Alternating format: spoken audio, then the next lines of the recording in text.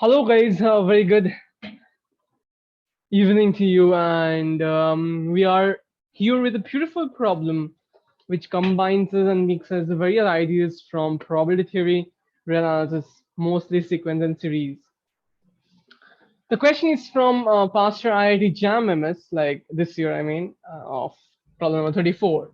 And this is a pretty decent and a beautiful problem which needs the basic ideas and understanding of axiomatic probability, okay, which people I saw the students don't really have to the depth of it. So this problem will help you really understand it to the fullest, and also it will test your core understanding of sequences. So without further ado, let's start and discuss the problem. Problem is asking you is there is a one sec. So there is a the sample space. Oops. The sample space is the natural number set and of random experiment, and all the subsets of that sample space, it's the power set is the event space, and p is a probability function such that the individual pi, okay, individual singleton set probability of the sets is greater than 0. So if you remember the properties of probability, there's an in condition that the summation of probability of those is, the summation of the entire sample space must be 1, and hence the summation of the probability of the individual singleton set must be equal to 1 by the additive law. So let's, for notational convenience, let's define probability of the individual singleton set I to be P of I. So it boils down that the corresponding summation of Pi is equal to 1. Now, the question is that, so the question asks that, it asks various properties of this probability. So let's discover them one by one, step by step. The first one asks that for every epsilon greater than 0, there exists an event A such that probability of A is less than epsilon greater than 0. Now, the most important aspect here is that summation of Pi is equal to 1 and Pi is greater than 0. So automatically it implies that the sequence Pi must converge to 0, since the summation Pi, the series Pi converges to its convergence, so hence the Pn must go to 0. And by the definition, we get that for all epsilon greater than 0, by the definition of the convergence of a sequence, we get for all epsilon greater than 0, there exists certain n epsilon such that Pn is greater than f0 and less than epsilon for all n greater than equal to n epsilon. So if you fix epsilon that exists and therefore take Pn epsilon, it's less than epsilon. So therefore we get, if you take, what is Pn epsilon? It's nothing but probability of this event, right? So therefore, if you fix epsilon, you get an event A epsilon, which is n epsilon, such that probability of that event is less than epsilon. That's pretty interesting. So for every epsilon, there exists an event A. Okay, it must not be a unique event, but there exists an event A epsilon. Okay, it means that. So yeah, that's the idea. That's the idea. That's a beautiful idea. That's a beautiful idea that always there exists. Like it depends upon, you see how beautifully the ideas of probability and the sequences are merging together. Let's move on to the next option. It's asking there exists. So I think I missed one. No, did I miss one? No, yeah, the B option. So the next, the B option asks you that if there is a disjoint events, the term disjoint is very important. AK with probability, all the probability of this disjoint events is greater than or equal to a certain number, 10 to the power minus 6. Now observe that if you take the disjoint events, the infinitely many disjoint events, the thing is that, in some sense, the disjoint events is, if you take union for all those disjoint events, is less than the sample space because they're disjoint, right? It's less than or equal to the sample space. It's subset. If you take all the disjoint union, this is the notation of disjoint union, okay? So if you take the disjoint union of all these AKs, it turns out to be a subset of the sample space. Why? Because all of them are disjoint, or all of them are subsets of sample space. So the disjoint unions are, will make up something less than or equal to the sample space, a subset of the sample space. Hence, probability of the disjoint unions is less than or equal to 1. If you expand that probability, you get the summation of probabilities. It's nothing but, since by the size property, by the additive property of probability, it's nothing but a disjoint unions of, it's nothing but summation of probability ak.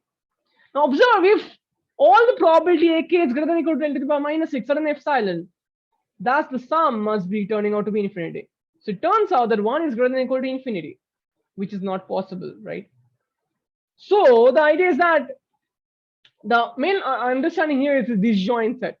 Because with a disjoint set, if you take AK to be the entire sample space, guys,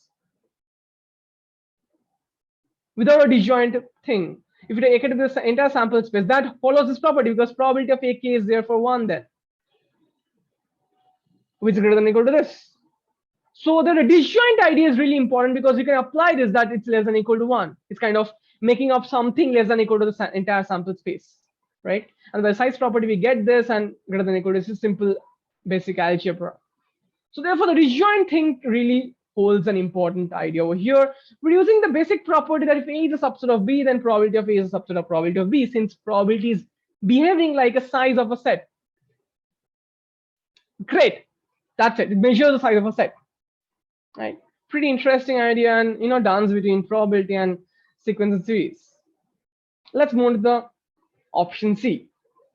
If you move to option C, you will see and observe that it's asking that there is this J such that it's greater than or equal to all other PIs. In some sense, it's asking that the sequence PI, if you take the sequence PI, it has a maximum in among all those. Okay, it has a maximum. For example, a sequence may not always have a maxima or minima. 1 by n, if you take the sequence, it does not have a minima, right?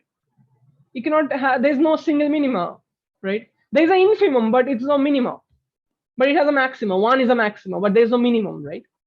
There's a difference between supremum and maxima and infimum and maxima. Infimum and supremum may not be achieved, but maxima minimum must be there, okay? So the maximum, it's asking whether if you take a PI, the sequence PI is always, it has a maximum, and that's pretty intuitive. The reason is that since summation of Pn is equal to 1, we know that Pn must go to 0. It's greater than or equal to 1. Pn is greater than 0, sorry, and Pn must go to 0. So after a certain, by the definition, since Pn is going to 0, after a certain n epsilon or n half, the probabilities are lying between 0, half and minus half, right? This strip, or maybe greater than 0 and half. That means half is an upper bound already here, right? So take all the, or take this, half is an upper bound, and there must be some values, right, which is was greater than half, or if not, then we reduce the epsilon further on, right?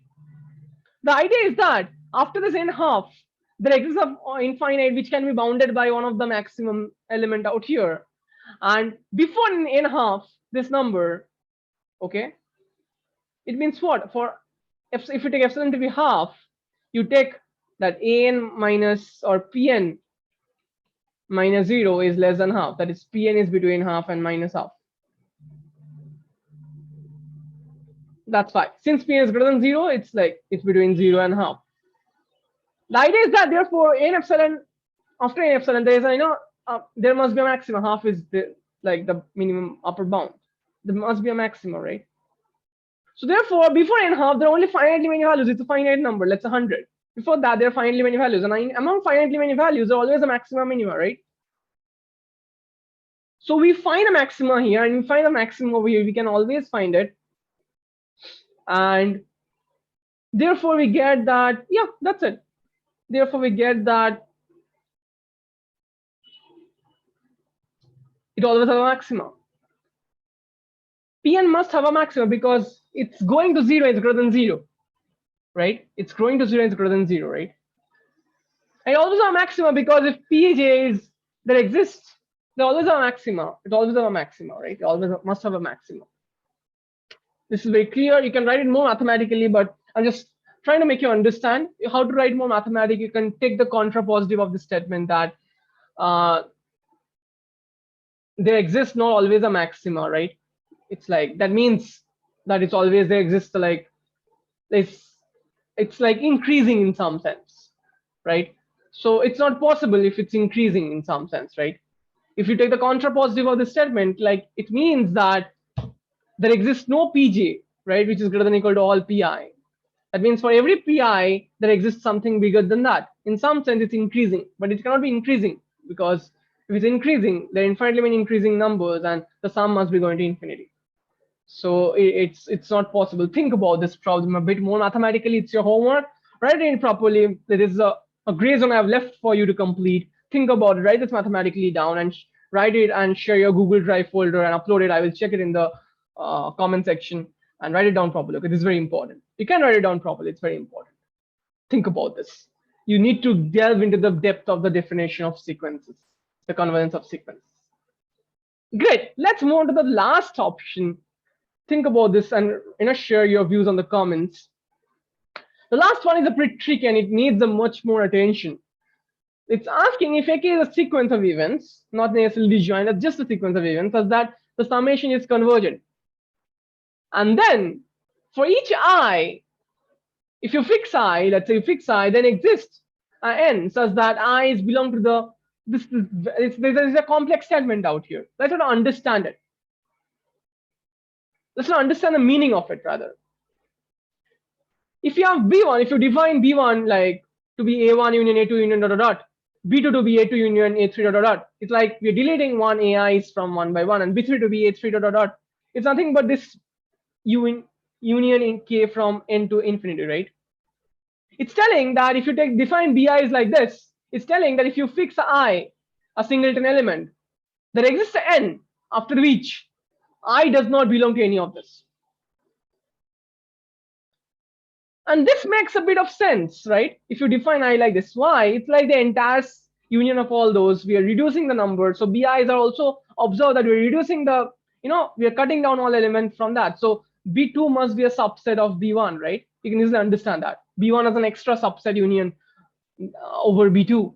So this BIs are a decreasing sequence of sets. So it's decreasing. So maybe after a certain time, I will not belong to that. That also makes sense because if you take n to be large and large and large, in some sense it's behaving like an, okay, the set an. And since summation of probability ak is equal to L, it's convergent. Limit of an goes to 0. So in some sense, an is becoming something that is whose probability is 0. While probability of I, the singleton element, has some positive probability. So it cannot fit into that if I belongs to all the BKs. So why I belong to all the BKs? So we will try to attack it mathematically. We will prove it mathematically entirely, unlike that C step, which is your work, homework. Let's try to prove it mathematically. So the question is that it's asking that, the question therefore is asking that if you fix I, there exists an n such that for all n greater than or equal to n, I does not belong to Bn. After a certain time, the I does not belong to Bn, this sets. Okay, this decreasing sets after a certain time. Why? So we can try to prove it, like what happens if it does not? It's like a contradictions type. So we'll take the exact inverse of this. The exact inverse of this, if you try to understand, it's nothing but it's asking you that exact inverse of this is nothing but is asking you that I belongs to all BIs. I's belong to all BIs, right? I belongs to all BIs. Think about it. Why its exact inverse is like this?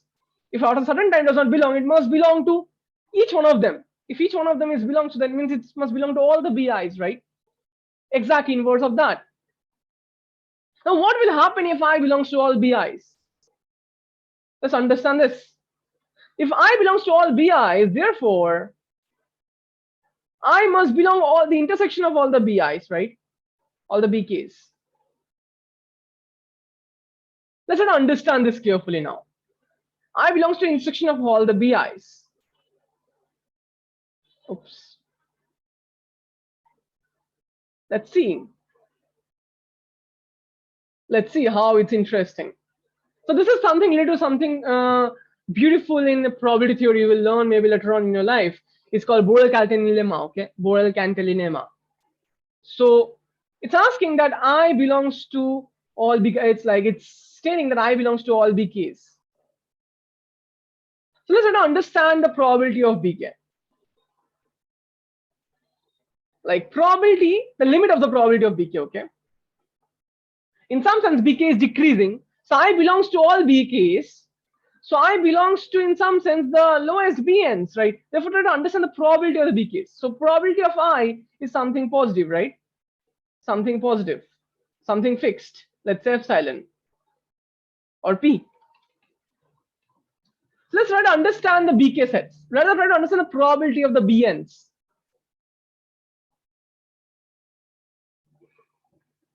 So if you observe that the probability of the bn's, bn is nothing but what? Understand this very carefully. Bn is nothing but union of k greater than equal to n, ak. So probability of bn by Boole's inequality, it's less than equal to summation over k greater than equal to n, ak, right? This is a tail probability, probability of ak, tail probability. Now I will give the video link, mark the video link with this, that how the tail probability is decreased. So here we know that probability of ak is equal to, it's convergent. So there's an important theorem that if the tail probability of convergent series actually goes to 0. So if you take limit n tends to infinity, probability bn, I will share the link. I have discussed an entire 18 minutes, 20 minutes video to make you understand this. The tail probability of this is going to 0. And since all the probability is greater than or equal to 0, by Sanders theorem, we get that probability of bn is 0. The limit the probability of bn must go to 0. So let's assume that P belongs to, I belongs to bk. So therefore, that I is a subset of bk for all k. Therefore, bn, the probability of bn must be greater than equal to probability of I, or rather pi, or p, right? The probability of I, which is something positive. Now, if you take limit n tends to infinity on both sides, you get that this is equal to 0, and hence p must be equal to 0. But we know that p is greater than 0, hence is a contradiction. So therefore, from the beautiful idea we get that how these are so intrinsically connected, that how the tail probabilities and the sequence and the series behavior is so beautifully and intrinsically connected to each other, guys. It's very beautiful, guys. Very beautiful. So I hope you understood this. If you don't, rewatch the video, try to understand it and think about it. Also watch that video while tail probabilities goes to 0. Okay, the tail probability in some sense behaving like the p of ans, okay, like the final term. So think about it, why it goes to 0, and it's a very beautiful problem. I hope you enjoyed this, guys. It's a bit difficult, but if you think about it, if you pause the video, play it slowly, understand it, it's beautiful. All the best, guys. I hope you enjoyed it. If you enjoyed it, understood it, do like, share, and subscribe. If not, then rewatch it again, share it with the people, discuss with your friends, group study, and give your best to your learning process. Enjoy the process of learning. And yep, stay tuned to Cheenta Statistics, School of Statistics and Data Science. Yep, I will see you in the next video. Stay tuned and stay blessed. Have a great day ahead. Bye-bye. See you soon.